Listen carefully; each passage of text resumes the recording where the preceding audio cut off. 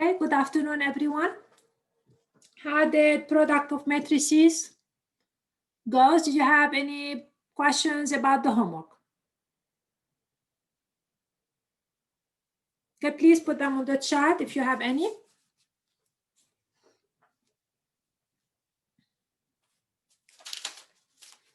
So let me ask you two questions. True or false?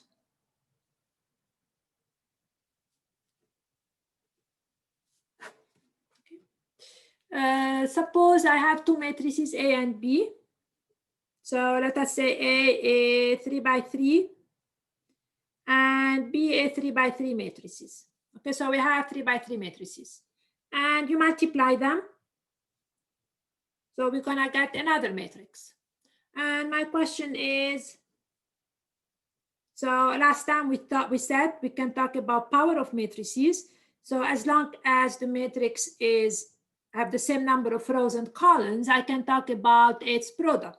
And my question is this equal to A squared times B squared? True or false? Justify.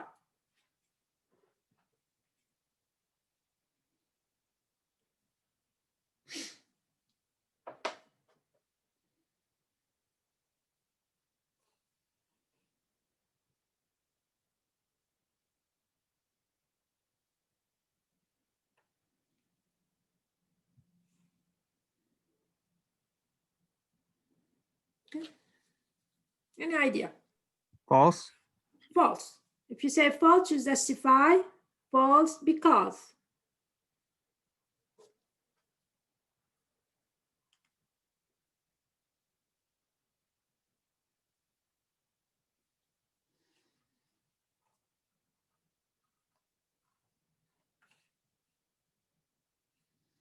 So why this is false?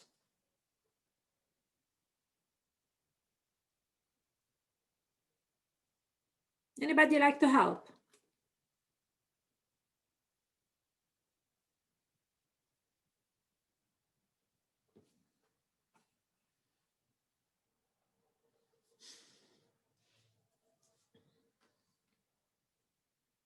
Let us understand. What does A, B square mean? Okay, what you find last time, what does it mean? It means you take the matrix AB and you multiply it by the matrix AB. That's really what it means. So now my question is this A squared times B squared? Remember, if you have two numbers, suppose you have numbers. I have the numbers A, so this is a number now, times B. And if I tell you what this is, you tell me, you know, it's A squared B squared. Why? Because this is AB times AB. But then since multiplication of number, you can commute them. So you write this as A times B times B, giving you A squared times B squared. So that's for numbers. What about matrices? What's going to stop me from doing that for matrices now? What happened with matrices? Can I do the same logic? B times A, I basically cannot flip them.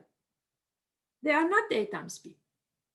So when I reach this stage, I'm stuck. There is nothing else I can do because those two do not commute. This is not A times B. So I cannot combine the A's and the B because at this stage, I cannot actually commute them. So is AB squared equal A squared by B squared? Is absolutely false. AB squared is AB times AB, done. That's the end of that. I cannot simplify this any further than that. Okay, so we have, and the reason is for numbers, the reason for numbers it works because those could be switched. Here I cannot commute. AB cannot become BA, so I cannot combine the A's the way I want. And that's really important for matrices. Now another property again, just to make sure we don't imitate numbers all the time when we work with matrices. So A plus B squared. Let me take you back to simple numbers. In numbers, we have A plus B squared. It means A plus B times A plus B.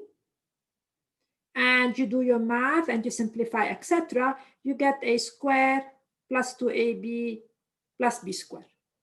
And very simple question. Okay, let us say you're working with matrix and you have to do that. Does this work?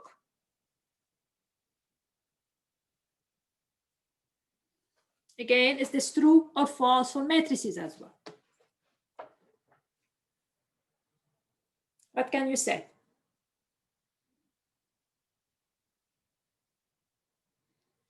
So first, let us make sure everything is defined. A3 by 3, B3 by 3, the sum makes sense. Since that's a 3 by 3 matrices, the sum is 3 by 3, we can square it. So mathematically, not mathematically, at last, as definition, everything is fine. So the question is, can we imitate number? Can I actually expand those so I get that? And the question is true or false. Okay, so you guys can put your answer on the chat if you don't want to talk. So what do you think?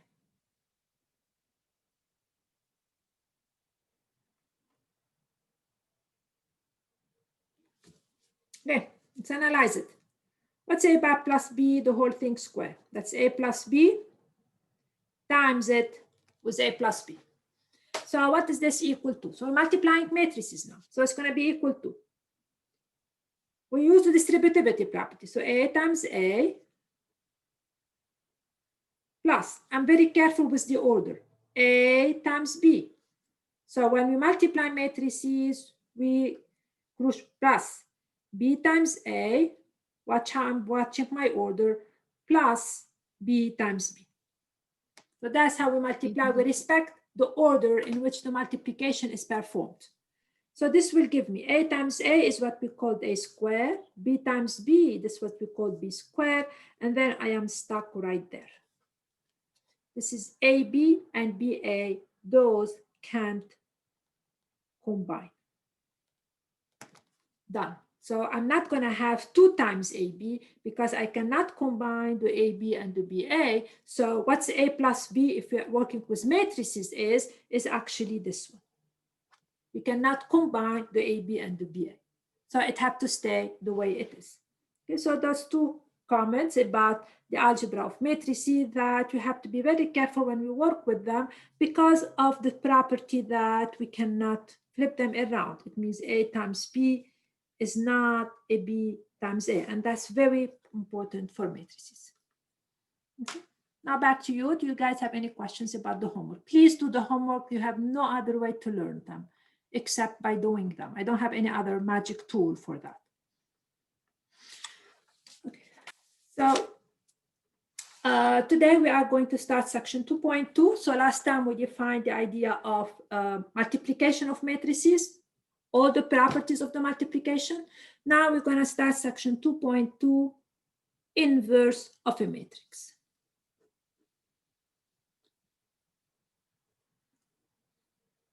The inverse of a matrix. Okay. All right. Let's see what's the scenario for numbers before I start talking about a matrix. In numbers, suppose I'm asking you to solve the following, not ask you, suppose I give you a number 5. And I ask you the following. Is there something to multiply 5 by to get 1, the number 1? Okay, everybody tells me, yeah, you can multiply by 1 over 5 or 5 to the minus 1. So if you have any number, you can always multiply it by something to give you the 1. And one of the benefits of this is that if I need to solve an equation, suppose I want to solve an equation, 5x equal to 1, for example, or 5x equal to 2, because I can find a number. When I multiply this by, it gives me a 1, I will be able to solve because I can multiply both sides by that times 2. I realize I did not put 1 over 5 on purpose, definitely. So by doing this, this and that will give me 1 times x, and this will give me 5 minus 1 times 2, which is, of course, 2 over 5. Okay, so the 5 to the minus 1 or 1 over 5, usually we call the multiplicative inverse of 5. What today we're going to do is basically do this kind of thing, but for matrices. Okay, so we're going to try to imitate the scenario, but for matrices. But the problem is going to be, of course, a little bit more complicated than that. All right, so I start with the definition first. So definition.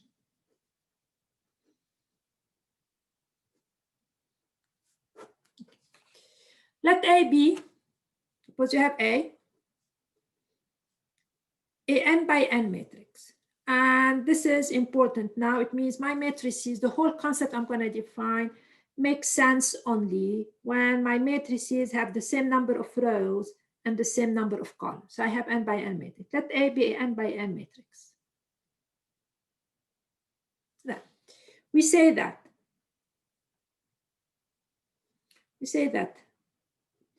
A is invertible.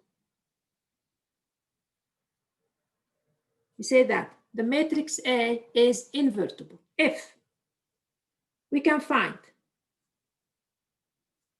A is invertible. If we can find a n by n matrix C, n by n matrix C, such that we say that a matrix A is invertible if we can find a matrix C such that we take A and you multiply it by C, you get the identity. Remember, the identity is the matrix which is 1 along the diagonal, 0 everywhere else. So we say that A is invertible if we can find a matrix C such that A times C is the identity and C times A is the identity. Remember, the identity for matrices, it's what the one is for number. The identity for matrices is what the one for number, because what's property of the identity? If you take any matrix and you multiply it by the identity, as long as the rows and column coincide, gives you the matrix back. So the identity is what one is for our numbers. So a matrix is invertible if we can find a matrix C such that this holds. And this matrix C, if I can find it, if we can do that, C will be given a name. C will be called the inverse of A. The inverse of A. We call it the inverse of A, and we have a notation for it, and it will be denoted by what we want it to be denoted by A inverse. Don't confuse that with A transpose. They have nothing to do with each other. A transpose, it means when the column of A becomes the column, the row of A transpose. So it has nothing to do with that. It's A inverse. It should remind me the 5 inverse for numbers. So we say a matrix is invertible if we can find a C such that this holds. If this is not possible, it means if there is no way we can find a C, and that's really what we're going to be discussing today, we say that A is not invertible. If we can't find a matrix such that this holds, we cannot find C such that this works, then we say that A is not invertible. Or sometimes we say that A is singular, is not invertible, or A is singular. The book use not invertible, other book use the word singular. Okay, so a matrix is invertible if we can do that. So we can find something to multiply it by, we get the identity. If we can't, it means the matrix is not invertible. The goal of today is basically to find out which matrices we can invert, which we can't, and how to find the inverse. All right? So let us get started. So I start with a basic example just to make a little bit definition clear. So example. Suppose I take A to be the following matrix. So I take A to be a simple matrix, 3, 2, 1, 1. And I take C to be the following matrix. 1, 3, minus 1, minus 2. Okay. The question is, first A is, show that A is invertible.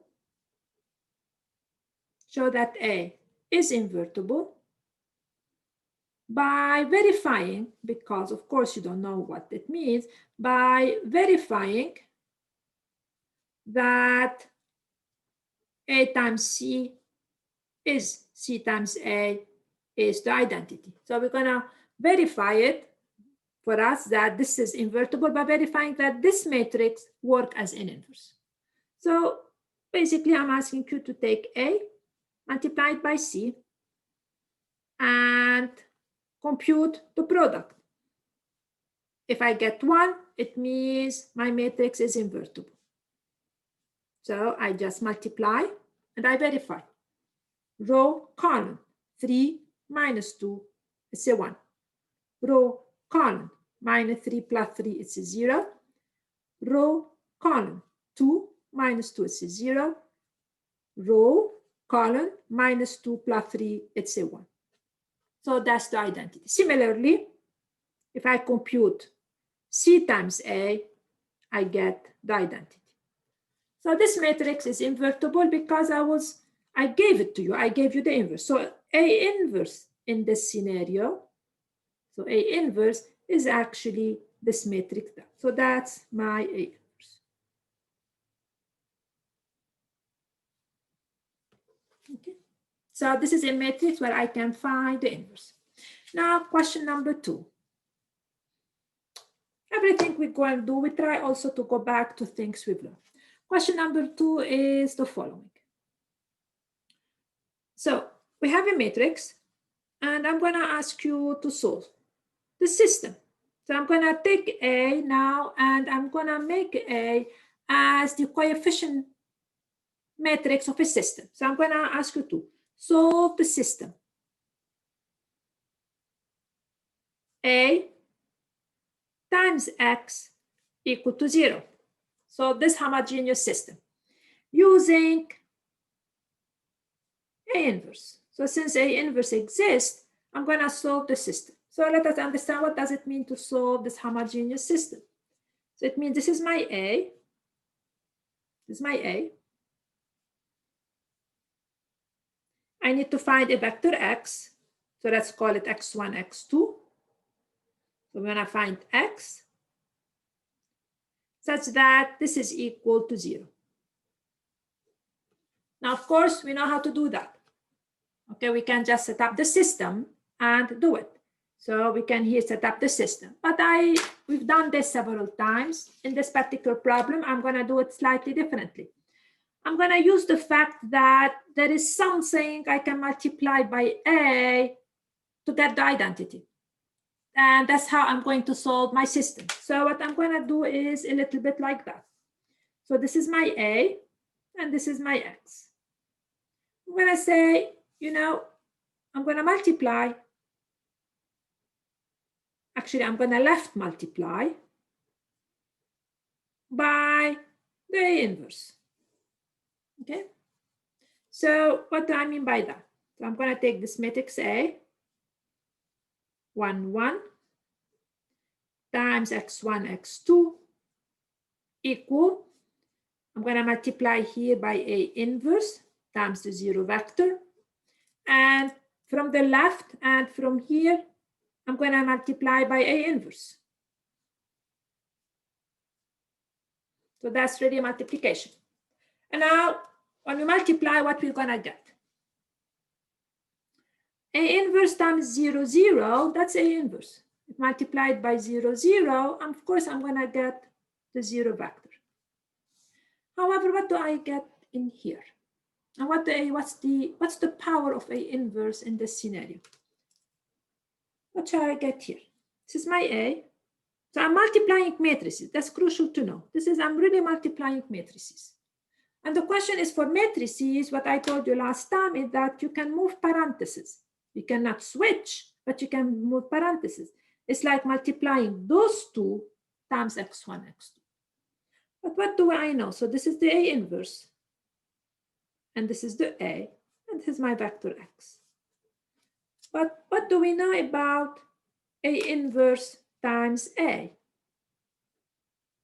It gives me what? What's really the property? It gives me the, not the one, it gives me the identity. It's the identity. So this here piece is the identity. Multiply it by the vector X. So having A inverse, I multiplied left by that, I get the identity times X equal to 0. But now, what does this mean? What's the property of the identity? If you take the identity, remember the identity is 1, 0, 0, 1. And if I multiply it by x1, x2, I will get exactly x1, x2. I get x back, x1, x2. So this will give me that x equal to 0. Okay, so the first simple idea, not simple, too basic, would tell me the following. If I have a matrix A, if by luck I can find a matrix C such that A times C is the identity, that means if I can find what we're going to call the inverse, one immediate property is that if I can, when I solve the system AX equal to 0, I am getting actually X equal to 0 immediately. So let us write this down. Then I move to the second example. So if the matrix A has an inverse, it means I can do something. I can create something when I multiply I by get the identity. Then if I solve the system AX equal to 0, if AX equal to 0, then X will have to be equal to 0. It means there exists only one solution to the system. Okay. Now, example number 2. I'm going to give you another example of a matrix and we see if it's invertible or not. So let me take the following example. Let A be the following: 1, 4, 1, 2, 4, 8. Okay. And the question in this here is we're going to show that A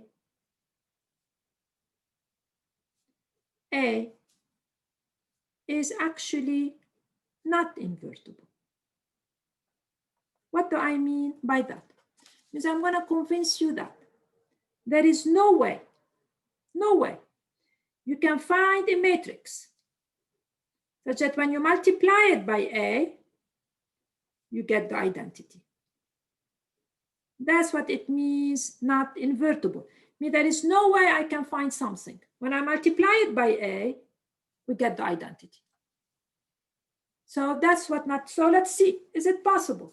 So this is my 1, 2, 4, 8. Suppose I look for a matrix. I look for a matrix so that this is equal to 1. Is this possible? Let's see if this is possible. Is this possible?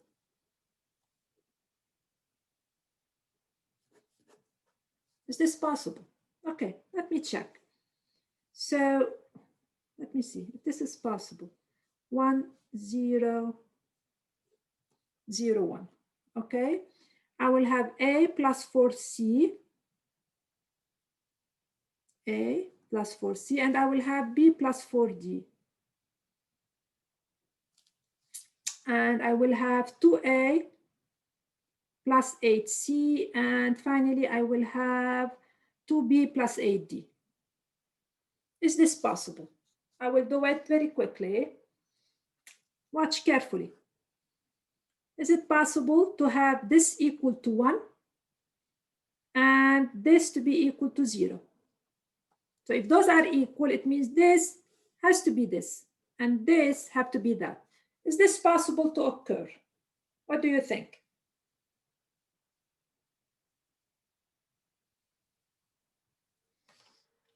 Is it possible to have A plus 4C equal to 1 and 2A plus 8C equal to 0?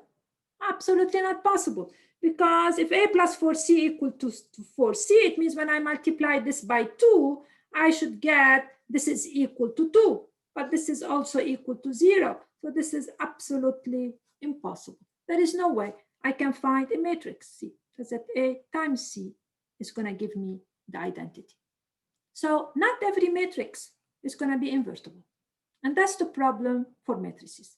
So the problem for matrices is, for numbers, any numbers, I can find something to get one. Matrix is problematic. You have matrix, for some of them, I can hit the identity. For some, there is no way I can get to the identity. And that's really the heart of what we're going to be doing today. That's really the heart of what we're going to be doing today. Now, the first thing I will do is for something actually fairly simple, not simple, but a formula to help us a little bit work with those inverse. So the case of 2 by 2 matrices. So the first inverse of a 2 by 2 matrix. Inverse of a 2 by 2 matrices. Okay, it tells me the following. Suppose A is a 2 by 2 matrix. A, B, C, and D. Then A is invertible. It means I can find something to multiply it by to get the identity. A is invertible if there is a condition under which a 2 by 2 matrix is invertible. A is invertible if A times D, that's in A. A times D minus BC is different from 0. So for a 2 by 2 matrix, that is a very simple condition. AD minus BC different from 0, which is usually called the determinant of this matrix. So we have a condition under which the matrix is invertible. Also, we have a formula for the inverse. And A inverse is given by the following. 1 over AD minus BC. Now, if it's invertible, this has to be non-zero, so it makes sense, times the following. Okay, let's see how the easiest way to remember. The term along the diagonal are switched. That's how the inverse will be. And the term of the diagonal will be multiplied by a negative. Okay, so for the 2 by 2 matrices, and this only works for 2 by 2 only. Then for a 2 by 2 matrices, the matrix is invertible if AD minus BC non-zero, and we have a formula for it. That's the formula for the matrix. So let us verify that the formula is correct. Let us verify it. Let us verify that this is true. How do I verify this is true? I'm verifying by showing you that if I take A inverse, that's how I'm going to verify it, times A, I get the identity. So just to convince you that it's really a correct formula. So let's do that. So 1 over AD minus BC. So I'm just going to verify that the formula is correct. I'm not really telling you where it comes from. I'm just verifying it. And let me do that. And let me multiply them. And that's a good application. This is a scalar. So I'm going to multiply the matrices, and then I will multiply by the scalar. So let's multiply the matrices. And so how do we multiply matrices? Row, column. So let me multiply them. AD minus BC. Row, column. BD minus BD. Row, column. Minus AC plus AC. Row, column. Minus BC plus AD. So we're just verifying for now. Now, that's a scalar times a matrix. What does it mean to multiply a scalar by a matrix? It means you have to multiply every entry by a matrix. AD minus BC over there was give me a 1, give me a 0, give me a 0, and this give me a 1. So we're verifying it, and this is absolutely correct. All right, so let us practice it very, very quickly. So for example, let me take the following matrix. A to B, 3, 2, 1, 1, the one I started with. And the question is A invertible, and find the inverse.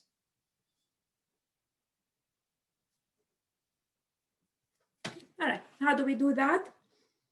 So example, okay, we compute AD minus BC. So AD minus BC here is 3 minus 2 equal to 1, non-zero. It means we can find an inverse. Find A inverse. What's A inverse? It's 1 over AD minus BC, which happened to be 1 times. All right? What's on the diagonal? Flip. So this the 1 go here, the 3 go here. And after diagonal, minus 1, minus 2, multiplied by a negative. It's a very helpful formula. Now AD minus BC, it's 1. So that's 1, minus 1, minus 2, and 3. And that's really what I gave you at the beginning. Now let us see the second matrix I gave you, 2, which was 1, 2, 4, 8. And the question again, is this matrix invertible? All right, we do the same thing. I compute AD minus BC, which will give me 8 minus 8 equal to 0, not invertible. It means, and that's what we know. There was no way I can find a matrix. When I multiplied by this, gave me the identity. That was impossible. So this matrix doesn't have an inverse. Now we're going to relate two ideas. We're going to relate the idea of, I'm going to go back to system. Always relate my idea to system. If you have a system and the coefficient matrix of the system is invertible, what does it tell us about the system? So that's the idea I'm going to talk about a little bit. And then we start seeing which matrix are invertible. So the question now is the following. What does the invertibility of a matrix? So what does the invertibility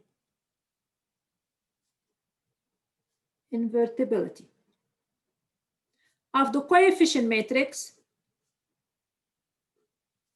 tell us about two things. About the homogeneous system, AX equal to 0, and about a non-homogeneous system, AX equal to B. So if a matrix is invertible, so what does the coefficient matrix is invertible, what can we say about the homogeneous system? Okay, let us talk a little bit about a homogeneous system. Homogeneous system is always consistent because X equal to 0 is always the solution. So what we care about here is the solution unique? It means is 0 the only solution, or we have a non-zero solution? So the question is that if the coefficient is invertible, does X equal to 0 have one solution, unique solution, or infinitely many? That's really the question in this case. So what happens if the matrix is invertible? So let's see what the idea is. That's the idea I tried a little bit to talk about when I did the first example. Okay, so this is my theorem for the first part. Before I tell you what the theorem is, let me tell you where it's going to come from. Suppose I have a matrix A, and my matrix is invertible, and I want to solve AX equal to 0. Now, if I know what the matrix is, I can set up the system. But this, I'm not giving you the matrix. I'm telling you A has an inverse. So if AX equal to 0, and I multiply it by A inverse both sides, then this will gonna give me, force this to be A inverse times 0. Now, because I can do that because I have an inverse. Now, if I multiply this, I will get A times X equal to 0. It means X has to be equal to 0. So my first theorem is, it means there is no other solution. 0 is the only way I can solve the system. So my first theorem is going to tell me the following. If A is invertible. If A is invertible, it means I have an inverse. Then the only solution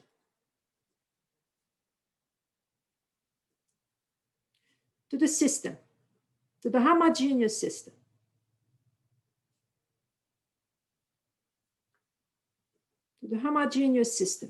AX equal to 0 is X equal to 0. Very important result. So if the coefficient matrix of the system happen to be invertible, so and here we have to remember an by n. It means the system has to have the same number of column and row. If it's invertible, then the system Ax equal to 0 will have one solution, not two, which is X equal to 0. Okay. Now question number 2 is the following. Suppose I have a system again, and I wanna solve, actually let me do it an example.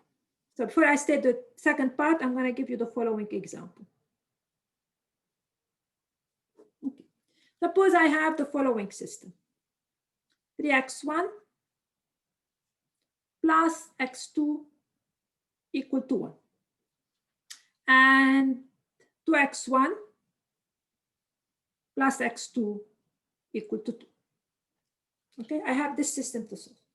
Question number 1 is, let us write this system using as a matrix equation. I'm going to take this system and write it as a matrix equation. So I'm going to write it this way. I'm going to write it like x1, x2 equal 1, 0, sorry, 1, 2. And this is 3, 1, 2, 1. So step number 1, I rewrote this as a matrix equation. And now let us remember, if I can find x1, x2 such that this equation is satisfied, this one will satisfy. So it means every x1, x2 that satisfies this system will satisfy this equation and vice versa. This is my matrix A. And this is my vector x. And this is equal to B. And now I want to solve this, not by the regular way. I'm going to use the fact that this matrix A is invertible. So this matrix A has an inverse because 3 minus 2 is non-zero. So I'm going to use A inverse. In this particular problem, use A inverse to solve Ax equal to B. Okay, I'm going to use A inverse. What do I mean by A inverse? This is like when I am solving 5x equal to 2. So the way we solve it, we say, okay, I multiply by that both sides. Doing this will make this is x. And here I will have times 2. That's the process I'm going to use in this case. And I can do that because A invertible. So I'm going to think like that. This is A, this is my x equal to 1, 2. I'm going to left multiply by A inverse.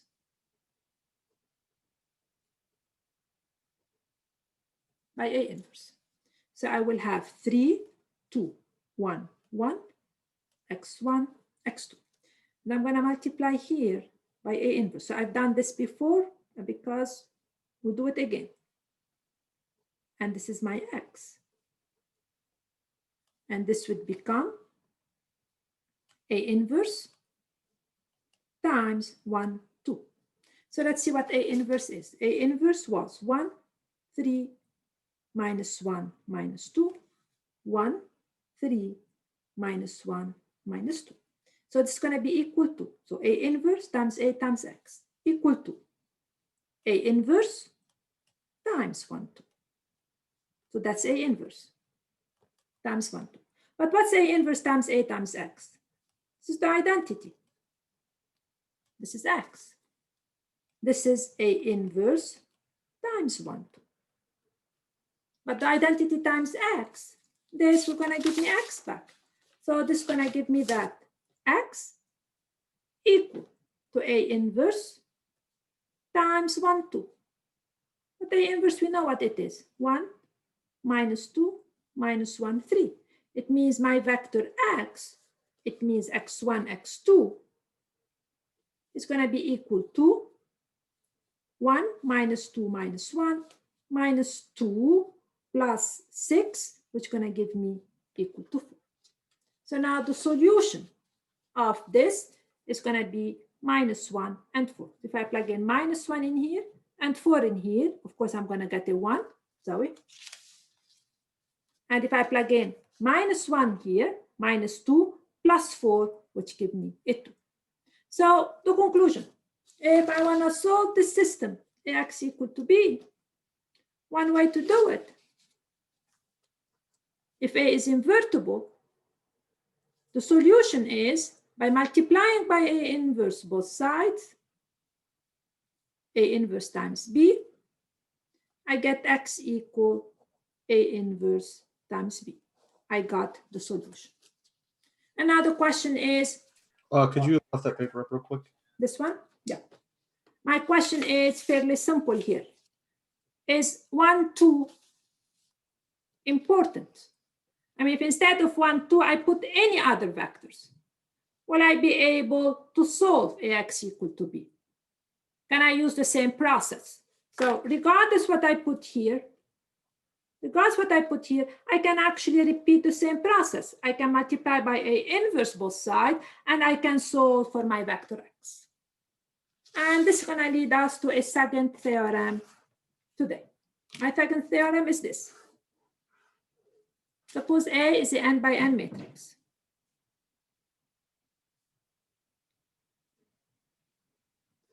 Then, if A is invertible, means I can find an inverse, then the system ax equal to b, so the system ax equal to b is consistent. Means I can find a solution for all b. It means regardless what b is, I have the solution. And the solution is given by, you can memorize it or you can reproduce it. The solution is given by the following. X equal A inverse times B. Okay, so if a matrix A is invertible, two things happen. First, the homogeneous system, AX equal to 0, have only one solution, X equal to 0.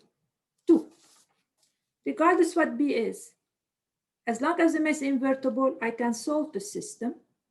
And actually, I have a tool to solve it. X is A inverse times B. Do you have to memorize this? No. Every time you want to solve it, you can proceed like this.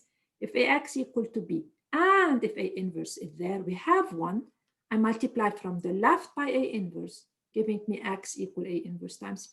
So that's the effect of the invertibility on the system. Okay, so far we defined what an invertible matrix is. And for 2 by 2, we kind of gave you the formula how to find A inverse, so I can work with it. And then 2 important things about invertibility, how they affect the system. They affect the system along those lines. If you're solving AX equal to 0, you have only one solution. And if you solve AX equal to B, you can always find a solution. There is no inconsistency issue if the matrix is invertible. Now we want to find out which ones are invertible. I mean, I'm talking about them, but what matrices are invertible? For 2 by 2, the rule is easy. What if we have 3 by 3? What if we have a 4 by 4? How can I tell that I can find this A inverse? And how can I find it? Right. To be able to do this, I have to ask you the following question, and I hope you guys will interact with me. So question I address to all of you. Questions?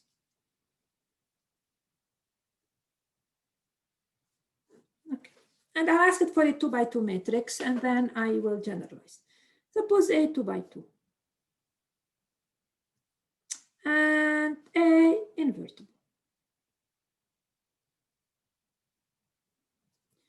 So it means that if I try to solve this,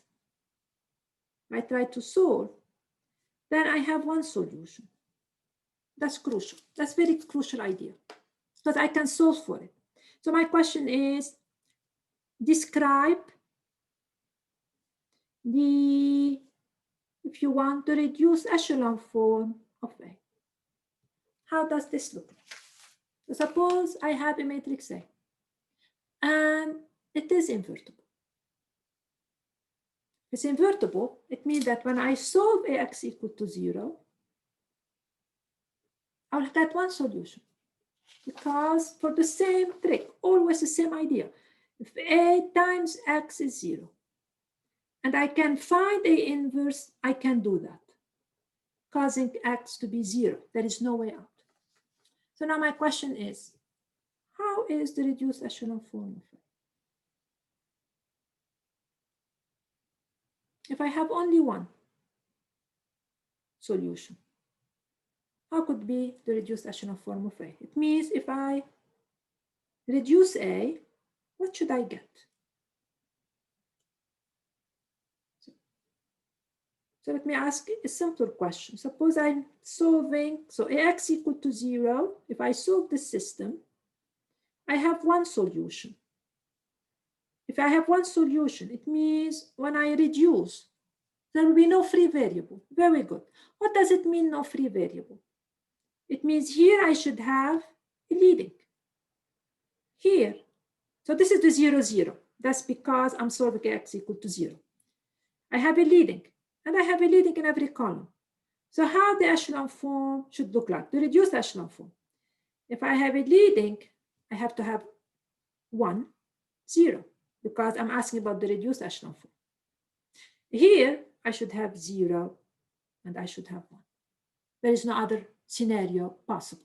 So if a matrix is invertible, then when I solve AX equal to 0, it means when I try to find a vector, when I multiply it by A, I get the 0 vector, I get only 1, which is the 0 vector, which means that I'm asking how the reduced echelon form, the reduced echelon form has to have a leading in every column. How could it have a leading in every column? It means the reduced echelon form has to look like this, which is basically what we called the identity matrix. Okay, so this will motivate the following. If a matrix A is invertible, if a matrix A is invertible, it means I can find this A inverse. If I can find the thing, then the reduced echelon form of A is the identity. Okay, and the reason being is this one, because if it's invertible, then the only solution to AX equal to 0 is X equal to 0. There is no other solution. This being the case, the reduced echelon form have to have a leading in every column, causing it to be the identity. So first thing, if a matrix A is invertible, the reduced echelon form is the identity. And there is a small notation that we'll be using. Okay, or definition actually. We say that A is row equivalent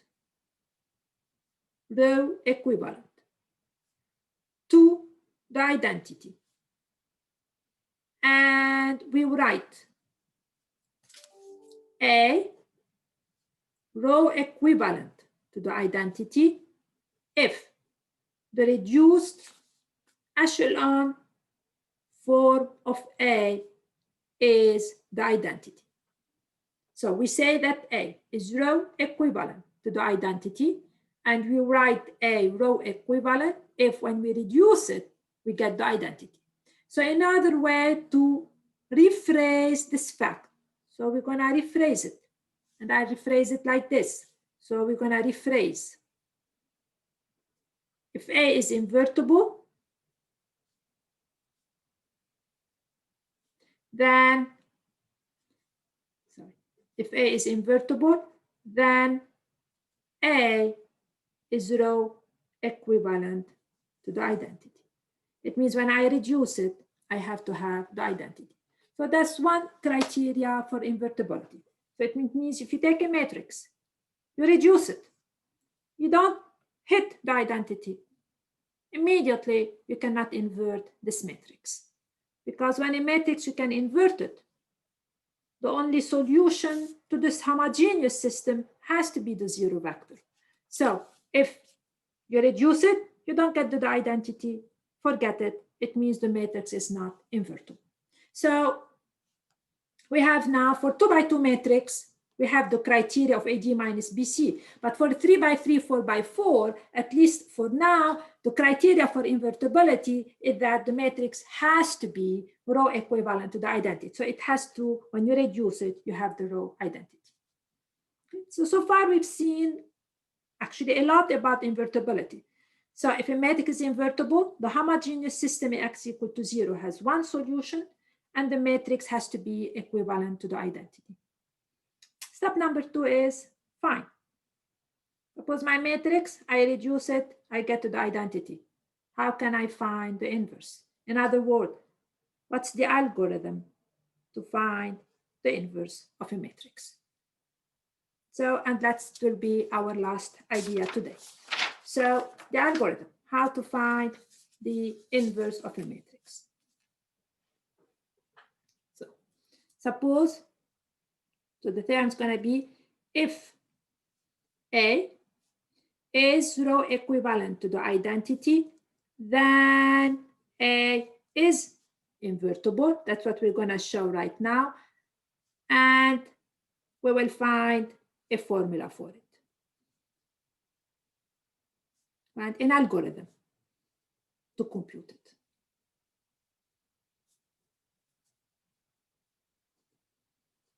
To compute the inverse. So suppose I have a matrix A, which is, when I reach get the identity, the question is, what's the algorithm to find the inverse? All right, so I will, as usual, I will motivate, explain the algorithm, and then I will give it to you. And to be able to explain it, I will do it by an example, very simple example on a 2 by 2 matrix. And then I'll generalize it for a 3 by 3. So I'm going to go back to a very simple matrix, but I will not let the math get into the way. Suppose I have the following easy matrix, A to B, 1, 0, 3, 4. Very simple matrix. And my question is, I want to find its inverse. How shall I find it? What does it mean to find its inverse? See, I want to find a matrix C, and I'm going to call the entries of C x1, x2, y1, y2, such that A times C is the identity. That's really my goal. I want to find those. Now, I know that I gave you the formula, but this one will generalize to a 3 by 3 matrix. So I have a matrix A. I want to find the C so that this works. Well, what does this mean? This is my A. Okay. And I want to find what can I multiply it by, what those should be. So I will end up with the identity. That's what I need to find. What are those x1, x2? Okay, now we're going to do a little bit of math, and then we figure out what's happening. This is my matrix A. I'm going to think of this as a vector. I'm going to call it B1 or C1. And I'm going to call this a vector C2. So I need to find those two to get to 1, 0, 0. All right. Last time we saw the following. Multiply a matrix times C1, C2, so that multiply A by this, it's the same thing as multiplying A by C1, multiplying A by C2. And I want to find this, so that will be 1, 0, 0, 1. So in other words, I want to multiply A times x1, x2, and A times y1, y2. I want this to be equal to that. It looks like a lot, but you realize that's really not hard at all. Okay, so what does it mean? It means that I want this column to be equal to that, this column to be equal to this column. Means I want to find x1, x2, such that A times x1, x2 equal to 1, 0. And I want to find y1, y2 such that A, which is this one, to be 1, 0. So I want to find x1, x2 such that A times this will be 1, 0. So basically I want to find x1, x2. So if I multiply them by this, I get 1, 0. And I will find y1, y2. So if I take A multiplied by that, I get 0, 1. So I need to solve two systems. The first system is 1, 0, 3, 4, x1, x2, 1, 0. 1, 0, 3, 4, y1, y2 is 1, 0. So I need to solve really those two systems to be able to find my x1 and x2. So how are we going to do that? So two systems, and I'm going to solve them very patiently. So I'm going to solve the first one. How do we solve the first one? I'm going to put 1, 0 here, 1, 0, 3, 4.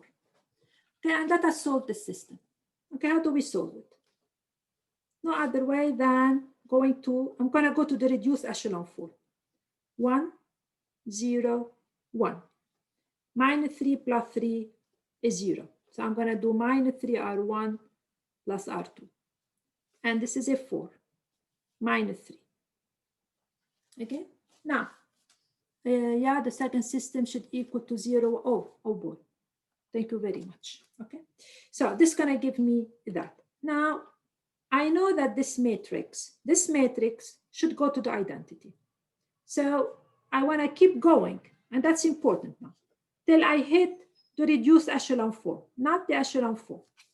So to get to the reduced echelon form, I need to divide the second row by 2.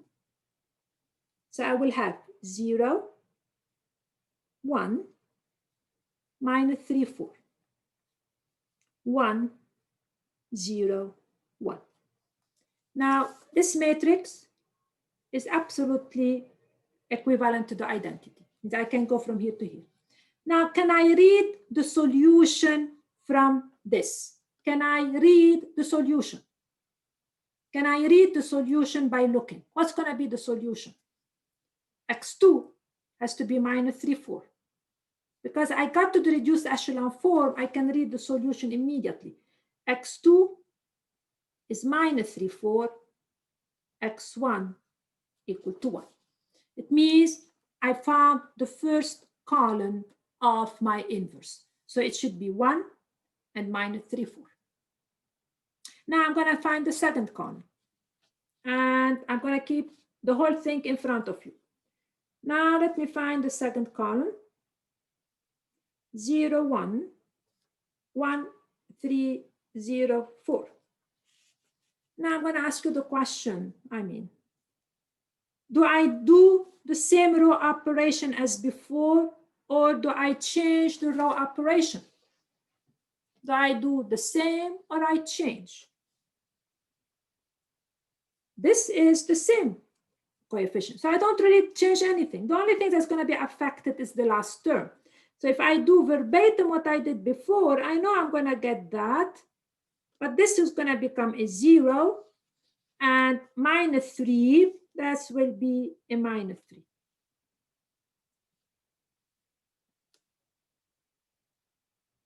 Am I right? Minus 3 plus 3, and so now the operation are going to be the same. I'm not changing anything. I'm going to divide by 4. Then I will get 0, 1, minus 3, 4, 1, 0, 0. And now can I pick up the solution? Because I got to the reduced echelon form, I don't have to do any substitution. I can read the solution immediately. So this one will give me y2 is minus 3, 4, and this will give me y1 equal to 0. Okay, so now I have my inverse. So my inverse, I'm going to write it here because I want this piece. It's going to be 1 minus 3, 4, and 0 minus 3, 4. Because these were the first column of C, and this is the second column of C. Right? But now this is the thing. What we did here is repetitious, absolutely repetitious in nature. And what do I mean by repetitious in nature? I did the same row operation twice. So the idea is the following. Instead of doing this two times, why I don't combine both systems in one and then see what I get. So now the last operation is the one which is gonna teach me the algorithm.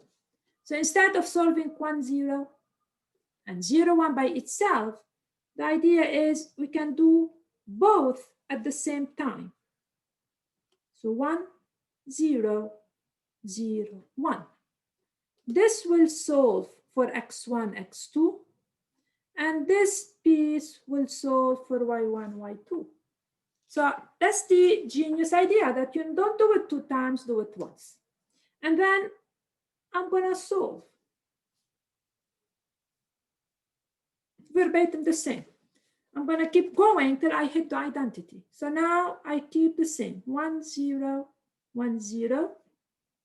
So minus 3 plus 3, it's a 0. That's a 4. Minus 3 and a 0. So I'm doing, so 1 minus 3, it's here. Sorry. This should be, what am I? Minus 3, that should be a 1. My apology.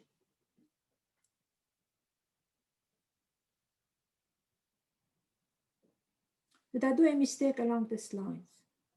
Minus 3 plus 3. Yeah, it should be Yeah, you guys should talk, right?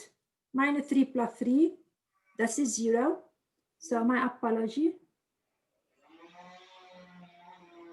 no, it should still be 1. It should be 1. My apology here. I lost track. So this is going to be 1 over 4, and that's going to be plus 1 over 4. Okay? Because I have to have the same thing. So that's 1 minus 3, and that's the 0, 1. Now I'm going to keep going. One more step. Till I hit the identity, because when I have my reduced echelon form, I can read the solution. So I repeat. So that's a 1, that's a 0, 1, and a 0. I'm going to divide by 4, 0, 1, minus 3, 4, and 1, 4. And now what's going to be the benefit of that? When I hit the identity here, those are giving me the first column of the inverse. Those will give me 1 and minus 3, 4. Those are giving me the second column of the inverse, which is 0 and 1 over 4. So in other words, this piece here is actually the C matrix I'm looking for. And this is the identity. So when I hit the identity, I'm actually solving immediately for A inverse. This will be the first column, and this will be the second column. So let us summarize this. Let's summarize this. What is going to be the algorithm to find C inverse? Sorry, A inverse. What's the algorithm? The algorithm is the following. You start with the matrix A,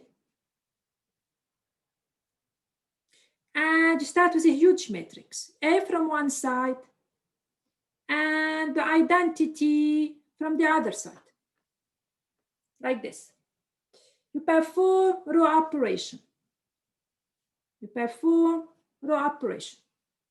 You keep performing them till A turns into the identity. So we perform till here we have the identity. When we hit the identity here, this matrix will be the inverse matrix. If, important, if we cannot reach the identity, so it means if we can't reach the identity from A, this means that my matrix A is not row reduced to the identity, is not equivalent to identity. So if, while doing this process, we cannot get IN from A, it means that my matrix A is not invertible. So I repeat, we start with a matrix A. We start with a matrix A. And we take A and the identity, this huge matrix like we did before. And basically what we're trying to do is, when we solve A, 1, 0, we're trying to find the first column of the inverse. A, 0, 1, we're trying to find the second column of the inverse. So we go till the identity. By doing this, this piece will give me the inverse. If in this process I cannot go from A to the identity, it means my matrix is invertible. Because if the matrix is invertible, it has to be row reduced to the identity. So let us take up, this is the algorithm. Let's take up this algorithm and apply. This is work for a 2 by 2, 3 by 3, 4 by 4, 5 by 5. And that's really how it works. So let us do for a 3 by 3 matrix as an example. So let me take the following matrix, let A, to example. So the algorithm is simple. Where it comes from, it's not. But you guys should know where things come from as well as how to. So suppose I take this matrix A, 1, 2, 0, 2, 5, 0. And 0 minus 1, 2. Okay, question number 1 is find A inverse if it exists. And how we know it exists, we row reduce it. If we can get the identity, it means we're fine. If we don't at some point, we realize there is no way, means we have a row of zeros or a column of zeros, we stop and we say we cannot reduce it unless we do some stupid mistakes. So let us do that. So how do we do it? We take a huge matrix, huge one. One side is your A,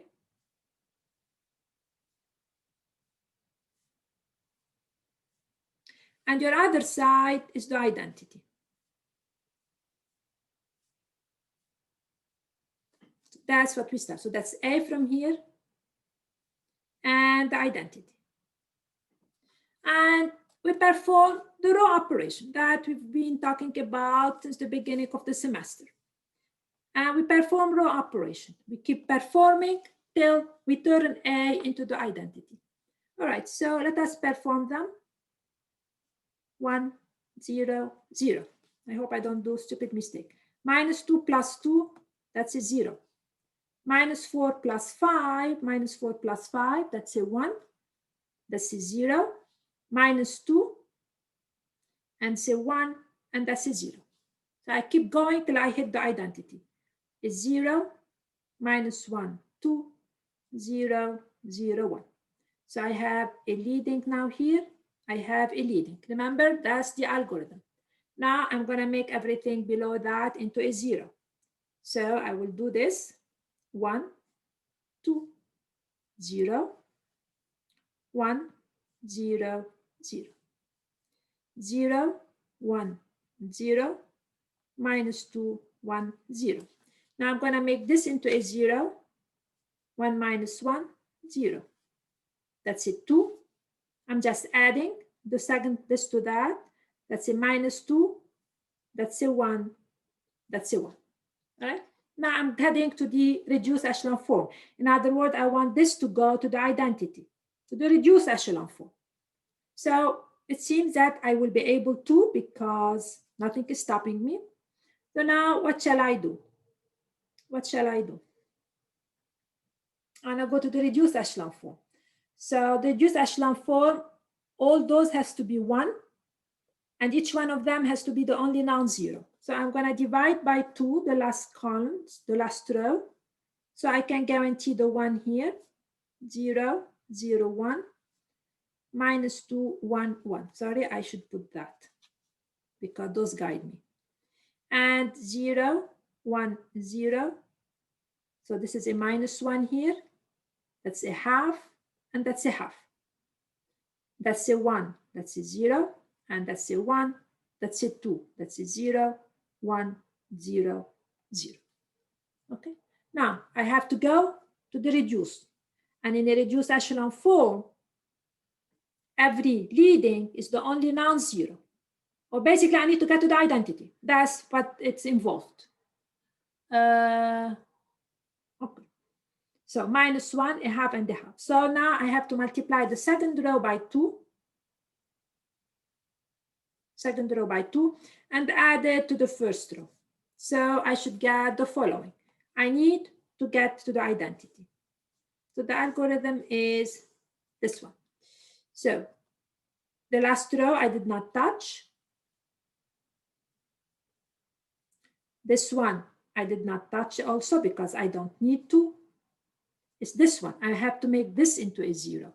So I will have 1 minus 2 plus 2. It's a 0. It's a 0. Minus 2 times minus 2, it's a 4. 4 plus 1, that's give me a 5. Now minus 2 plus 0, and that's a 0. This is the identity. And this is my A inverse. Now we can check that. We can absolutely check that we are correct. So intuitively what we're doing is the first, we're trying to find the first column of the inverse that gives me 1, 0, 0. Here, I'm trying to find the second column that gives me 0, 1, 0. And here, I'm trying to find the third column of the inverse. So basically, this will be the first column, the second column, and the third column. So my A inverse is equal to 5 minus 2, 0, minus 2, 1, 0, minus 1, a half, and a half. That's the inverse. Now, how can we check that what we did is correct? How can we check that what we did is absolutely correct? Anybody can put it in chat. How can we check that our answer is correct? Multiply them. Absolutely. I take A, I multiply it by A inverse. I physically multiply them. If I should get the identity, I don't get that, what I did is absolutely wrong. So that's really how we check. So we multiply them, we get the identity. All right, so F inverse, find A inverse, it exists. It definitely exists because I was able to get to the identity from A. And that's what it is. So question number 2, the second question in here is the following. Okay, now I have this matrix A. Question B is, I want you to use A inverse to solve the following problem. I want you to use A inverse to solve the following problem. A times X equal, okay, I'll just come up with any vector, 1, 2, 5, for example. 1, 2, 5. Okay, that's my second question. So, and my last question. It means what? This is my matrix A. My question is, I want you to find X1, X2, X3. That's really what I want you to find. So that when you multiply A by that, you get 1, 2, 5. That's really what I am asking. That we've been asking this the same question. So we know one way to do it. We know that to do that is really equivalent to solve a system. X1 plus X2 equal 1, and so on and so forth. So we know how to do that by solving system. It means we take the system, we take the augmented, we put 1, 2, 5, and we row reduce. So that's one way we do it. This time I want you to do it, but using the fact that I have already a formula for A inverse, I want you to do it. So how can we do that using the formula? Anybody would like to put that on a chat? And that should be the last question. How can I use the fact that I can multiply A inverse by something so I can capture my X back? That's really the idea. Okay. Here how it goes. The property of A inverse is that it helps me to capture X. How it helped me to capture X? By multiplying from the left by A inverse. Both, I can capture my X back. That's really what it is. I'm capturing it. That's what the A inverse does to me. So I can get here equal A inverse times 1 to 5. It means my vector X, so you can call it X1, X2, X3, I can get it by taking the A inverse. So that's how I can recapture my X. Without A inverse, I cannot recapture it. I have to do the augmented matrix times 1 to 5. Now, my A inverse, we already have a formula for it. That's my A inverse here. So, and I will be done. It's 5 minus 2 is 0. It's a minus 2. It's a 1. It's a 0. It's a minus 1. It's a half. And it's a half. And now I just multiply them and I get my X. My X, which is the vector X1, X2, X3, so that's a vector with 3 components, is going to be equal to. So that's my solution. Now I multiply row vector 5 minus 4 minus 2 plus 2 is 0. Then I will have minus 1 plus 1, of course, plus 5 halves. And this would give me the solution of my system. I can do it simply because I can capture my X back from multiplying by A inverse. Without it, I cannot do that. And 1 to 5, there is nothing special about it. I can put anything in here, practically anything. I can always solve. That really tells me that the system, if the matrix has an inverse, this system is always solvable. There is always a solution for it. Okay. So that's it for today. If my memory is correct, you guys have a quiz when you come back from the fall break. So I absolutely strongly urge you to do the homework that I think you didn't do, and to do the homework that I will assign for Wednesday. Okay, so for those who have any questions, please, you can ask any question you want right now. And bye for the rest.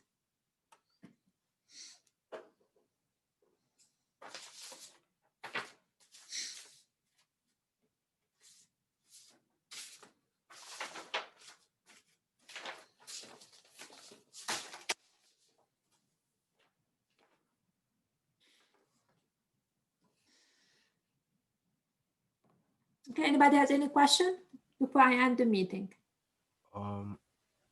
What sections are the 2.1, 2.2. 2.1 and 2.2? Yeah, I will put this on bright space very clearly. Okay, thank you. Okay, and whatever worksheet, if I give you a worksheet for those, you should be able to do them. So I may assign something from me and something from the book. Okay? Gotcha. Okay, any other questions? All right, so enjoy your break then, and bye-bye.